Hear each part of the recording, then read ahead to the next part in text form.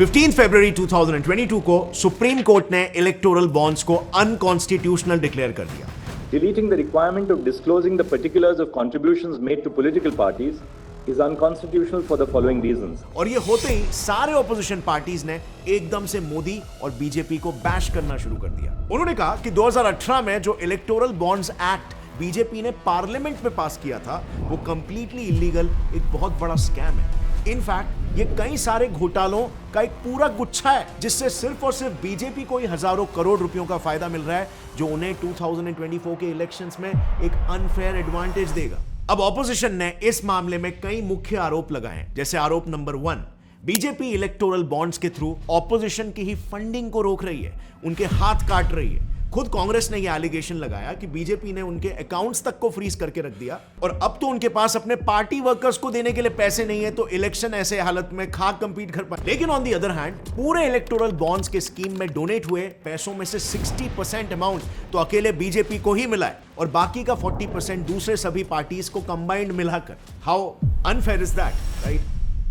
अब दूसरा major allegation है कि ये इलेक्टोरल बॉन्ड स्कीम असल में चंदा दो और धंधा लो वाली स्कीम है। मतलब सरकार इस स्कीम से आम इंसान के टैक्स को लूट कर बड़े अरबपतियों की जेबें भर रही है। एक ही फेमस एग्जांपल से समझ लेते हैं तो नवायुगा इंजीनियरिंग ने बीजेपी को 55 करोड़ रुपीस डोनेट किए थे, जिसके बदले में नवायुगा इंजीनियरिंग को गवर्नमेंट ने उत्तर काशी टनल बनाने का कॉन्ट्रैक्ट दिया। बट इन टर्न नवायुगा ने ऐसी घटिया क्वालिटी का काम किया जिससे वो टनल कुछ ही सालों में कोलैप्स कर गया। Now, rescue workers in India's Uttarakhand sent in medicines to the over 40 people trapped in a collapsed road tunnel they were building. मतलब बीजेपी सरकार टैक्स पेयर्स के पैसे से ऐसे इनकॉम्पिटेंट कंपनीज को काम दे रही है, टेंडर्स दिला रही है जो कि ऐसे लो क्वालिटी का काम कर रहे हैं, और उन्हें टेंडर सिर्फ इसीलिए दिलाया जा रहा है क्योंकि वो बीजेपी को पैसे डोनेट कर रहे हैं। यानी कि क्लियरली लेन देन वाली पॉलिटिक्स चालू है यहां पर।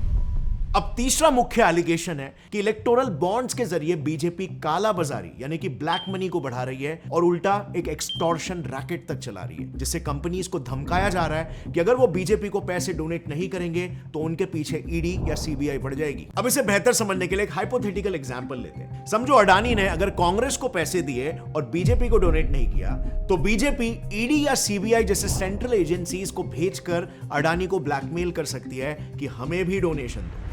और ऑपोजिशन का एक क्लियर दावा है कि बीजेपी ऐसा कर रही है। बट ये तो अब तक हमने बात की ऑपोजिशन के दावों की। अब दूसरी तरफ गवर्नमेंट तो इसका बिल्कुल उल्टा कह रही है। करंट गवर्नमेंट के हिसाब से इलेक्टोरल बॉन्ड स्कीम आने के बाद से काला बाजारी एकदम से बंद हो गई, जो कि पहले कांग्रेस के इलेक्टोरल ट्रस्ट सिस्टम में बढ़ चढ़कर हो रही थी। उल्टा उनका कहना है कि आज इस सिस्टम की वजह से बीजेपी ने डोनेशंस में ट्रांसपेरेंसी ला ली है सभी के लिए। हमने तो काला धन को समाप्त करने के लिए बॉन्ड लाए थे। ये बॉन्ड का धन काला धन नहीं है, उनकी बैलेंस शीट में रिफ्लेक्ट करता है कि हमने चुनाव के लिए बॉन्ड दिया है। अब दूसरा बड़ा काउंटर जो करंट गवर्नमेंट दे रही है वो ये कह रही है कि जब ये लॉ 2017 में पार्लियामेंट से पास हुआ था तब ये इकलौता ऐसा लॉ था जिसमें सारे ऑपोजिशन पार्टीज एक हो गए थे और किसी ने भी इस लॉ का विद्रोह नहीं किया। इनफैक्ट ये लॉ फुल मेजॉरिटी में पास हुआ था, सबकी सहमति और सबकी रजामंदी से। लेकिन अब जब सुप्रीम कोर्ट ने इसे खारिज कर दिया अनकॉन्स्टिट्यूशनल कहकर और उन्होंने देखा कि इलेक्शन नजदीक आ रहे हैं तो वो सभी पार्टीज पलट गए, उन्होंने इसका विद्रोह करना शुरू कर दिया। हर जगह पर यही छाया हुआ है कि इलेक्टोरल बॉन्ड्स बीजेपी गवर्नमेंट के साइड से एक सबसे बड़ा फ्रॉड है। सो आखिर सच्चाई क्या है? क्या इलेक्टोरल बॉन्ड्स वाकई में अब तक का सबसे बड़ा स्कैम है? और क्या इसका मतलब यह है कि हम जिसे चाहे वोट कर ले, किसी भी पार्टी की सरकार आए, पर देश के इंपॉर्टेंट डिसीजंस तो ये बड़े बिजनेसमैन ही लेते हैं? हमारा वोट तो सिर्फ उंगलियों में इंक लगाने तक ही वैलिड है, क्योंकि जैसे आपने देखा सभी पार्टीज ने मिलकर इस इलेक्टोरल बॉन्ड्स के स्कीम को पार्लियामेंट में पास किया। एंड एट लास्ट आखिर कौन से साइड का पलड़ा भारी है, बीजेपी या ऑपोजिशन? वेल, आज इसी मुद्दे पर हम चर्चा करेंगे क्योंकि अब देश में इलेक्शंस नजदीक आ रहे हैं और ऐसे टाइम पर काफी फेक मीडिया आउटलेट्स और आजकल तो कई यूट्यूबर्स भी एकदम से एक्टिवेट हो गए और डेटा और फैक्ट्स को मैनिपुलेट करके आपको डरा देते हैं। मेजॉरिटी केसेस में आप जिस भी साइड को सपोर्ट करते हो, हाई चांसेस है कि आपके सामने सोशल मीडिया वैसे ही वीडियोस को पुश करेगा जो आपके पर्सपेक्टिव को बैक करे, जिससे आपको दूसरे साइड का पर्सपेक्टिव कभी दिखता ही नहीं है। लेकिन हमारी शुरू से ही कोशिश रही है कि हम दोनों साइड के पर्सपेक्टिव्स आपके सामने रखें ताकि आप खुद से लॉजिकली सोचकर डिसाइड करें कि इलेक्टोरल बॉन्ड सही है या गलत। बिकॉज आफ्टर ऑल आज के सोशल मीडिया और प्रोपोगेंडा से भरे दुनिया में हर एक देश के नागरिक को रैशनल थिंकिंग की जरूरत है। रैशनल थिंकिंग लाने के लिए आपके पास बेसिकली दोनों साइड के पर्सपेक्टिव्स होने चाहिए, और फिर उन दोनों साइड के पर्सपेक्टिव को कंसिडर करके उनके फैक्ट्स को टेस्ट करके आप खुद ये डिसीजन ले सकते हैं कि क्या सही है और क्या गलत। सो सबसे पहले बेसिक्स क्लियर करते हैं कि आखिर ये इलेक्टोरल बॉन्ड्स है ही क्या और इसे लाया क्यों गया था। सो इस एक्ट को लाने का सबसे मेजर रीजन था इलेक्टोरल ट्रस्ट सिस्टम। इसे 2012 में यूपीए सरकार ने इलेक्शन फंडिंग सिस्टम को ऑर्गेनाइज करने के लिए लाया था। अब इस पुराने सिस्टम में डोनेशंस कुछ इस तरह से दिए जाते थे। मान लो पर्सन ए या फिर कंपनी ए कांग्रेस सपोर्टर है जिसे उस पार्टी को फंडिंग देनी है, तो पहले वो अपना कोई भी XYZ ट्रस्ट बनाएगा और फिर उसमें 1 करोड़ रुपए डिपॉजिट करेगा, जो पैसे फिर वो ट्रस्ट कांग्रेस को देगा। एंड इन मोस्ट केसेस सिर्फ एक पर्सन या कंपनी नहीं बल्कि ग्रुप ऑफ कंपनीज एक ही ट्रस्ट में डिपॉजिट करती थी। लेकिन इस सिस्टम में 2 मेजर प्रॉब्लम्स थे। पहला प्रॉब्लम ब्लैक मनी।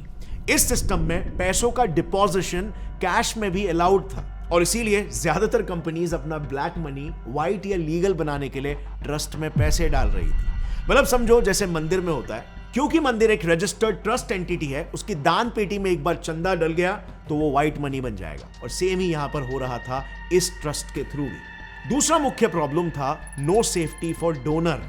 अब क्योंकि ट्रस्ट एक लीगल एंटिटी होती है, उसे डोनर का रिकॉर्ड और पाई पाई का हिसाब दिखाने के लिए एक बैलेंस शीट को मेंटेन करना पड़ता है, और आरटीआई फाइल करके कोई भी ये जान सकता था कि किस डोनर ने किस पार्टी को फंड किया है। इन शॉर्ट, डोनर की आइडेंटिटी एनोनिमस नहीं थी, जिससे उसे जान का भी खतरा हो सकता था। अब इन्हीं 2 प्रॉब्लम्स को सॉल्व करने के लिए 2018 में इलेक्टोरल बॉन्ड्स को पार्लियामेंट में पास किया गया, जो आई रिपीट सभी पार्टीज की रजामंदी से हुआ था, जिसके बाद इस न्यू सिस्टम ने ओल्ड इलेक्टोरल ट्रस्ट सिस्टम को रिप्लेस कर दिया। So now you know electoral bond scheme आखिर आया ही क्यों गया था और कैसे लाया गया।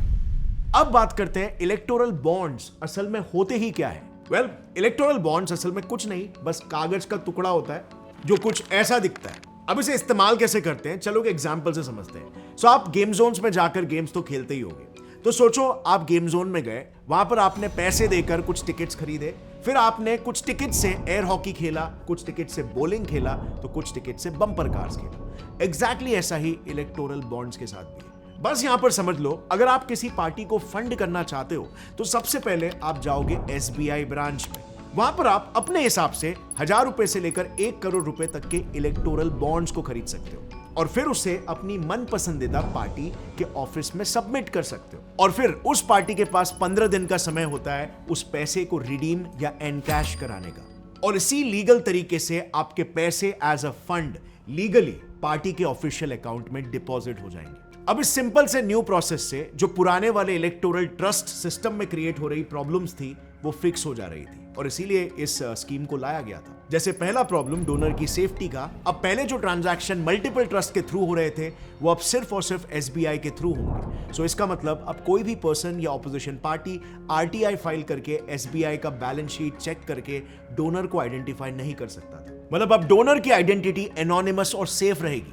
And second most important problem जो था इलीगल मनी और ट्रांसपेरेंसी का, वो इस तरीके से फिक्स हो रहा था कि जो ट्रांजैक्शन पहले किसी भी मोड, चेक, ऑनलाइन कैश या गिफ्ट या इवन ज्वेलरी से होता था, उसे चेंज करके सिर्फ और सिर्फ चेक और ऑनलाइन ट्रांजैक्शंस कर दिया गया। यानी कि अब से कोई भी इंसान कैश से डोनेशन नहीं दे सकता था। सो यहां पर ब्लैक का व्हाइट करने का ऑप्शन ही नहीं दिया था, और बस इसीलिए यह बिल पार्लियामेंट में पास किया गया और 2018 से 2024 तक मतलब 6 सालों तक चला। लेकिन फिर 2024 में इलेक्शन से जस्ट पहले CPI मार्क्सिस्ट पार्टी यानी कि इंडिया की कम्युनिस्ट पार्टी केस करते हैं कि इलेक्टोरल बॉन्ड्स इलीगल है। फिर इसके कुछ ही दिनों बाद 15 फरवरी 2024 को सुप्रीम कोर्ट भी इलेक्टोरल बॉन्ड्स को अनकॉन्स्टिट्यूशनल घोषित कर देती है, सिर्फ 2 रीजंस की वजह से। पहला, violation of fundamental right to information. Parties के फंडिंग सोर्सेज सिर्फ ऑपोजिशन नहीं बल्कि आम जनता भी नहीं देख पा रही थी, और इसीलिए सुप्रीम कोर्ट ने इलेक्टोरल बॉन्ड फंडिंग की लिस्ट को पब्लिक करवाकर सिटीजन्स के फंडामेंटल राइट्स को देश की पॉलिटिकल पार्टी से ऊपर रखा।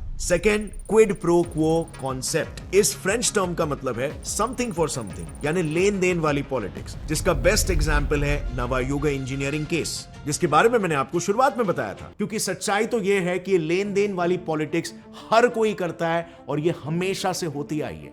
सिर्फ हमारे देश में ही नहीं बल्कि दूसरे देशों के पॉलिटिक्स में भी। अगर लड़ाई ही कीचड़ में है तो सभी को कीचड़ में ही उतरना पड़ेगा ना। सो मुख्य सवाल यहां पर यह आता है कि इस कॉम्प्लिकेटेड सिस्टम में आप as a voter, as a citizen क्या कर सकते हो? And the answer is simple.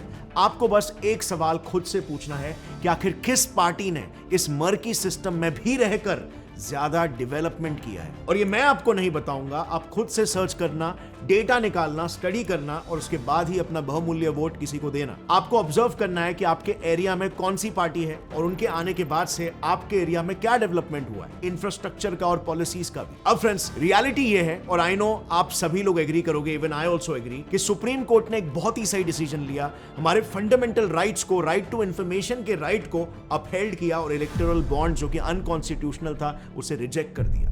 इसी के साथ उसने क्विड प्रो क्वो यानी कि दलाली वाला धंधा भी यहां पर रोक दिया। सो डेफिनेटली सुप्रीम कोर्ट का स्टैंड यहां पर बिल्कुल सही है। बट अगर हम पॉलिटिकल साइड में देखें तो एट प्रेजेंट जो पुराने पॉलिटिकल इश्यूज थे इलेक्टोरल बॉन्ड्स को लेकर, वो तो और भी ज्यादा उलझ गए। इंडिया के पॉलिटिकल सिस्टम को अब तक कोई बढ़िया सा सॉल्यूशन नहीं मिला, और ये सब हो रहा है तब जब 2024 इलेक्शंस बिल्कुल सर पर है। अब ऐसे में just think about it, anonymous fundings और ब्लैक मनी के पंप होने के चांसेस कितने बढ़ जाते हैं। पुराने लॉ में एटलीस्ट हमारे पास कोई डेटा तो था। इनफैक्ट आज हम उस डेटा पर भी इसीलिए बात कर पाए क्योंकि हमारे पास पिछले 3-4 सालों के पॉलिटिकल फंडिंग्स का रिकॉर्ड था।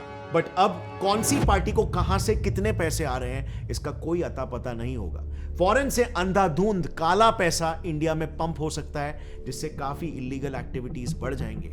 And now according to me, इस मुद्दे की गंभीरता को समझते हुए इस इशू को सॉल्व करने के बजाय सारी पॉलिटिकल पार्टीज एक दूसरे पर ब्लेम गेम करने में लग गई है। और मेरे हिसाब से जब तक इस देश की जनता सिर्फ एजुकेटेड नहीं बल्कि सही में अवेयर नहीं होती इन टैक्टिक्स को लेकर, ये सारे पॉलिटिशियंस हमें अपने फायदे के हिसाब से मैनिपुलेट करते ही रहेंगे। So this is the situation as of now. This is the reality. Election से पहले हमारे पास इलेक्टोरल बॉन्ड स्कीम से कोई बेहतर सिस्टम अब तक नहीं है। पैसों का कोई हिसाब नहीं कि पैसे कहां से आ रहे हैं और पैसे कितने आ रहे हैं और क्या वो ब्लैक मनी है या व्हाइट। और इसीलिए आपको इस मर्की सिस्टम में रहकर भी कौन सी पॉलिटिकल पार्टी अच्छा काम कर रही है, अच्छा डेवलपमेंट कर रही है, ये खुद को अपने रैशनल बुद्धि से खुद ढूंढ कर निकालना होगा। नैरेटिव्स चारों दिशा में फैले हुए हैं और कई सारे इन्फ्लुएंसर्स जिन्हें आप सबसे ज्यादा ट्रस्ट करते हो वो ही शायद सबसे ज्यादा इन नैरेटिव्स को प्रोपोगेट कर रहे हैं। So be rational, think critical and remember the truth is not always what is shown. हाल ही में कुछ ऐसी सिमिलर स्टोरी प्ले हुई CAA को भी लेकर, इतने प्रोटेस्ट होने लगे, दोनों साइड्स ने एक दूसरे को ब्लेम करना शुरू कर दिया और कुछ ऐसे सेलिब्रिटीज भी ब्लाइंड विद्रोह में लग गए जिन्होंने CAA का C भी नहीं पढ़ा था। आपने एक्ट पढ़ा है जरा, मैं आपके लिए एक्ट लेकर आई। मैंने रेलेवेंट सेक्शंस पढ़े। बिना पढ़े बिना समझे बस अंधाधुंध CAA को अपोज करने लग गए। अब किसी भी टॉपिक को समझने के लिए आपको हमेशा प्रो और एंटी व्यूज देखना होता है। उसके बिना सिर्फ आंख बंद करके अपोज कर देना is not the solution and not right at all. So अब ये CAA फंडामेंटली क्या है, ये नया अमेंडमेंट क्या था, क्या ये एंटी मुस्लिम या एंटी माइनॉरिटी है, इसे पूरा अच्छे से मैंने डिटेल में अपने इस वीडियो में एक्सप्लेन किया है, जो आप यहां पर क्लिक करके या आई बटन पर क्लिक करके देख सकते हैं। हमने कोशिश की है कि हम कोई जजमेंट नहीं पास करें, हम दोनों साइड के पर्सपेक्टिव्स आपके सामने रखें, फैक्ट्स आपके सामने रखें, डेटा आपके सामने रखें, ताकि आप खुद एक इन्फॉर्म्ड डिसीजन ले सको। So definitely check out that video. मिलते हैं अगले एपिसोड में, तब तक के लिए be rational, think critically and see you again. जय हिंद।